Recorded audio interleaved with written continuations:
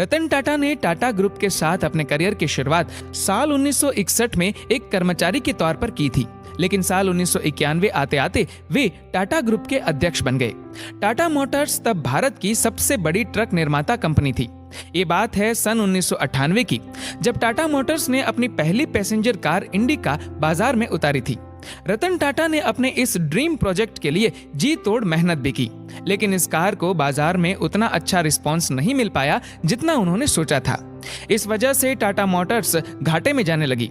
Company से जुड़े लोगों ने घाटे को देखते हुए रतन टाटा को सुझाव दिया कि वे कंपनी को बेच दे, और न चाहते हुए भी रतन टाटा को इस फैसले को स्वीकार करना पड़ा। सन 1999 में अमेरिका की कंपनी फोर्ड ने टाटा के कार बिजनेस में रुचि दिखाई। डील के लिए रतन टाटा अपनी टीम के साथ अमेरिका गए। रतन टाटा और फोर्ड कंपनी के मालिक बिल फोर्ड की बैठक कई घंटों तक चली।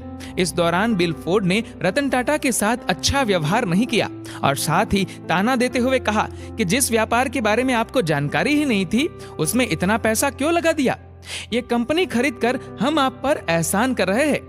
ये शब्द बिल फोर्ड के थे, लेकिन कभी ना साफ होने वाली स्याही से रतन टाटा के दिल और दिमाग पर छप गए। वे वहां से अपमान का घूंट पीकर इस डील को कैंसिल कर वापस चले आए। बिल फोर्ड का वह अपमानित करने वाला वाक्य उन्हें लगातार बेचैन कर रहा था और उनकी रातों की नींद उड़ी पड़ी थी। बस इसके बाद रतन टाटा ने निश्चय कर लिया कि वो अब इस कंपनी को किसी को नहीं बेचेंगे और वे लग गए कंपनी को ऊंचाइयों पर पहुंचाने के काम में। इसके लिए उन्होंने एक रिसर्च टीम तैयार की, जिसने बाजार से जुड़ी सब स्टडीज की और सभी की मेहनत और टाटा जी के जुनून के चलते भारतीय बाजार के साथ साथ विदेशों में भी टाटा इंडिका ने सफलता की नई ऊंचाइयों को छुआ।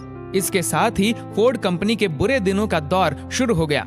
साल 2008 आते आते फोर्ड कंपनी की ऐसी हालत हो चुकी थी कि वो दिवालिया होने के कगार पर आ पहुंची थी। मौके की नजाकत को समझते हुए रतन टाटा ने बिल फोर्ड के आगे कंपनी की लग्जरी कार लैंड रोवर और जैगुआर बनाने वाली कंपनी JLR को खरीदने का प्रस्ताव रखा, जिसको फोर्ड ने स्वीकार भी कर लिया। इसके बाद मीटिंग के लिए बिल फोर्ड अपनी टीम के साथ भारत आए। उनका यह सौदा लगभग 2.3 अरब डॉलर में हुआ।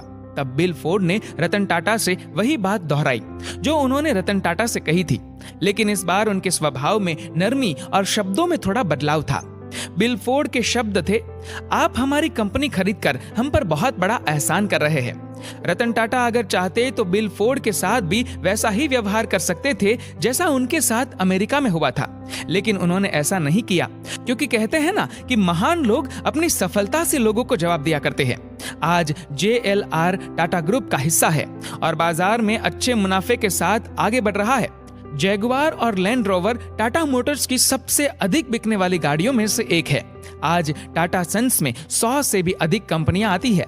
इन कंपनियों में सुई से लेकर स्टील, चाय से लेकर 5 स्टार होटल और नैनो से लेकर हवाई जहाज तक सब कुछ बनता है और बिकता है। रतन टाटा ने IBM की नौकरी ठुकराकर टाटा ग्रुप के साथ अपने करियर की शुरुआत महज एक कर्मचारी के तौर पर की थी, लेकिन साल 1991 आते आते वे टाटा ग्रुप के अध्यक्ष बन गए। 2012 में वह रिटायर हो गए।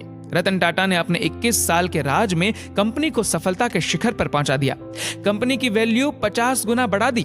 रतन टाटा ने हमेशा जीवन में आगे बढ़ना ही सीखा, कभी भी अपनी परिस्थितियों से नहीं घबराए। वो फैसले लेते गए और उन्हें सही साबित करते गए। इस दुनिया में अपमान से ज्यादा बड़ा मोटिवेशन कहीं और है ही नहीं।